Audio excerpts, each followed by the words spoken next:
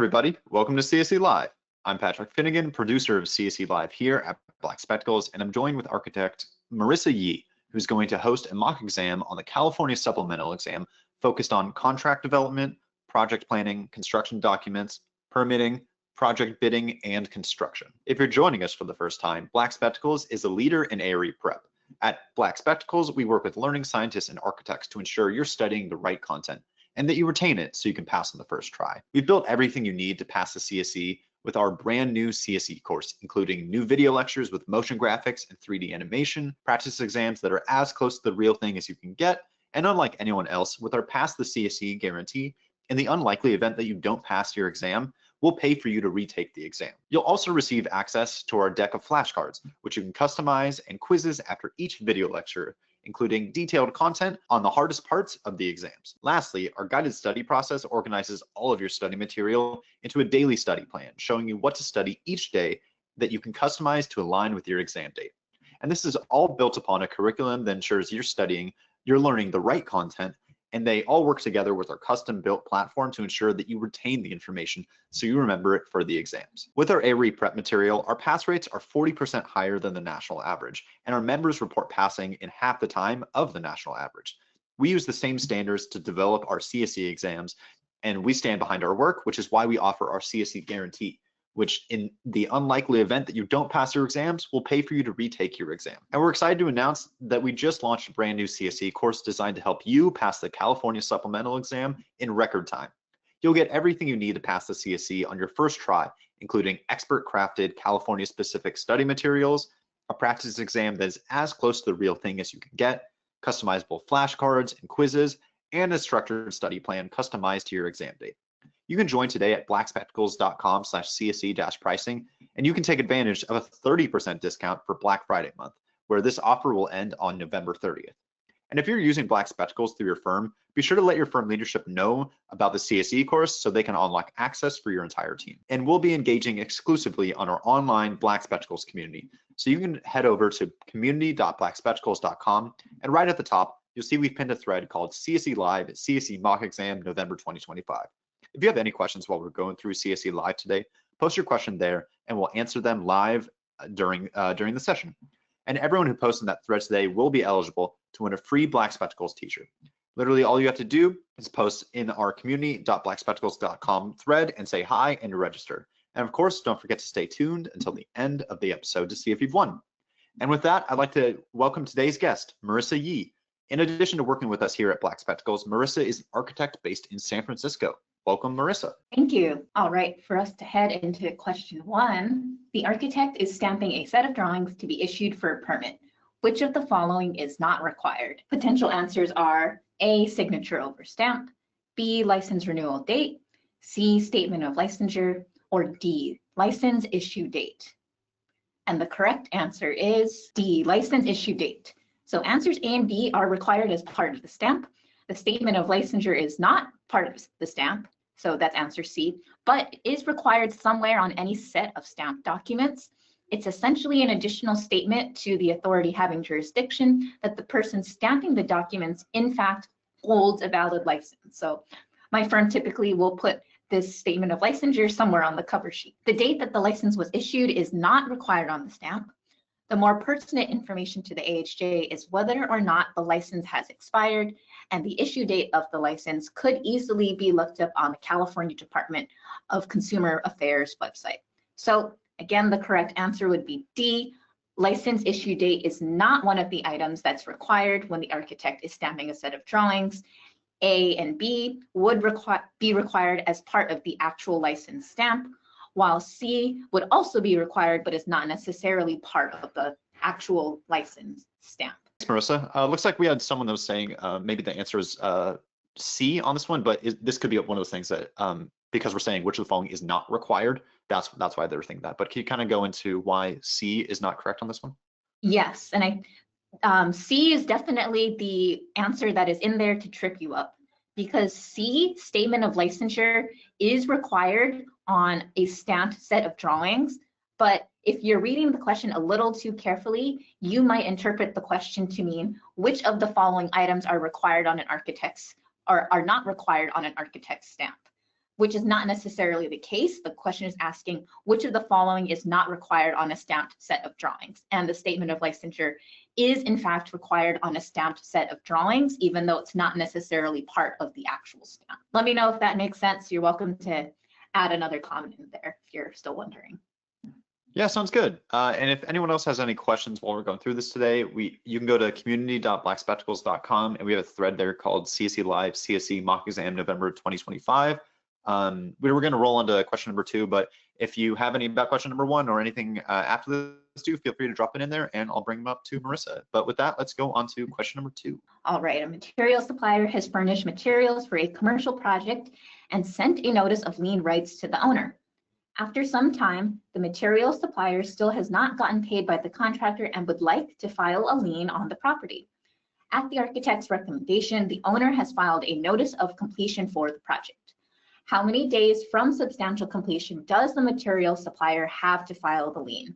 Would it be 30 days, 60 days, 90 days, or material suppliers are not eligible for design professionals' liens? So to answer this question, skipping ahead, our correct answer is A, 30 days. So to answer this question, we'll need to understand what a mechanic's lien is.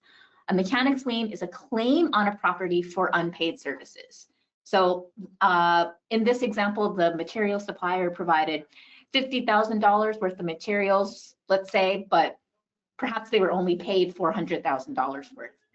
They have the right to claim ownership over $100,000 of the property for the unpaid amount. The material supplier unlocks the ability to file a lien by first sending a notice of lien rights. The notice on its own is not necessarily a bad thing and simply makes the owner aware of the material supplier's rights. If the notice of lien rights has already been sent, a material supplier would typically have 90 days to file a lien. However, once construction is substantially complete, the owner is strongly encouraged to file a notice of completion with the county recorder's office. This reduces the lien period from 90 days to 30 days for material suppliers. So answer A is correct. Lastly, material suppliers are eligible for mechanics liens, but not design professionals liens. So while answer D itself on its own is a true statement, it doesn't actually answer the question. So that makes answer A correct and answer D incorrect. Thanks, Marissa. Not looking like we have any questions on this one, but if you have any questions while we're going through this, feel free to drop them in and we can always roll back to question number 2 or 1. But with that, let's go on to question number 3. All right, the architect receives a plan check comment from the local fire department that asks to relocate the fire lane away from large existing trees. The proposed path routes through a sensitive habitat for a local endangered animal species. What should the architect do? Should they reroute the fire lane through the sensitive habitat, explain to the fire department that the fire lane cannot be rerouted due to the sensitive habitat? Should they schedule a meeting with the local fire department and Cal EPA to discuss? Or should they have the owner hire a zoologist to confirm the presence of the animal species? And the correct answer is C, schedule a meeting with the local fire department and Cal EPA to discuss. So when two agencies conflict, and this could happen during the permitting process, this could happen during the entitlements process, it's not up to the architect to decide which agency's guidance to follow. Instead, what the architect should do is schedule a meeting for the two agencies to discuss. Answer A and B both seem to be likely options, but this involves the architect making a judgment on which agency takes precedence, which is really not their role. So this means answer C is correct. Answer D is incorrect because it is up to Cal EPA, so that's California Environmental Protection Agency, to determine the presence of the species, not an independent zoologist hired by the owner. So as a general rule of thumb, if there are two competing ideologies from various agencies, schedule a meeting with them to discuss. If there are two competing ideologies, but there is some way to make both of them work, the architect could move forward with that solution. Sounds good. Thanks, Marissa. I don't think I'm seeing any questions for this one too. But with that, let's go on to question number 4. Thanks so much. Okay, question number 4. Which of the following buildings must be designed under the responsible control of a California licensed architect? We have a 2-story single-family home, multifamily housing project with 4 units, a detached garage, or a type 2B commercial building under 2,000 square feet? And the correct answer is D, a type 2B commercial building under 2,000 square feet.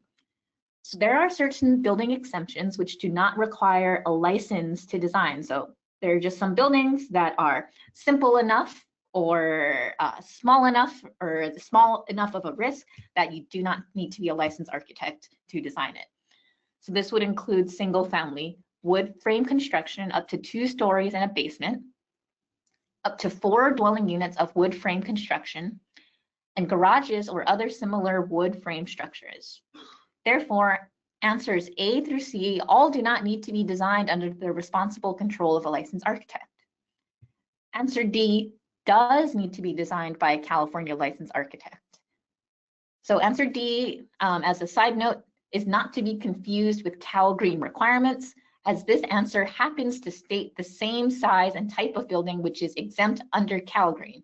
However, even though it would be exempt under Cal Green, it would still require a licensed architect to design it. So it is the correct answer for this particular question. Sounds good. And with that, I don't see any questions on our end. With that, we can roll into the last question here. All right, question number 5. The architect is designing a small interiors retail renovation.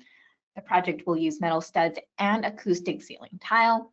Which of the following structural framing requirements should the architect be aware of? A, vertical and diagonal bracing at ceiling supports, 8 feet to 12 feet on center, slip track at head of wall conditions, sway bracing for light fixtures, or partial height partitions not permitted. And our correct answer is B, slip track at head of wall conditions.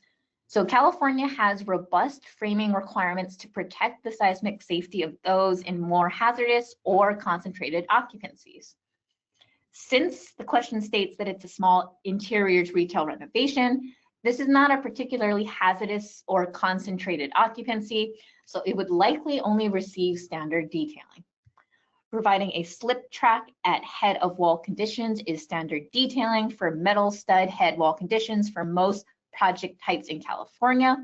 So this would make answer B correct. And if we're not sure what a slip track is, it's essentially at the very top of the partition where it would connect to a slab or a deck.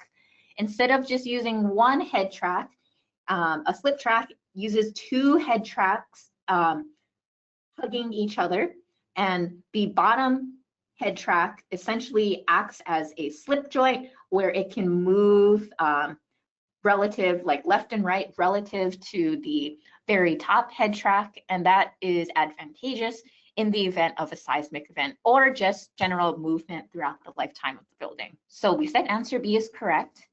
Let's go over some of the incorrect answers. Answer A describes ACT bracing requirements for hospital buildings, and this would be too robust for a small interiors retail renovation. Answer C describes bracing requirements in schools, which would also be too robust for a small interiors retail renovation. And you would find those particular requirements within the various acts that are relevant to those building types. Hospital Seismic Safety Act, you would find that that requirement that's listed in answer A in that act. And then for sway bracing for light fixtures, you would find that requirement in the Field Act for schools. That's for answer C. And lastly, answer D is also incorrect.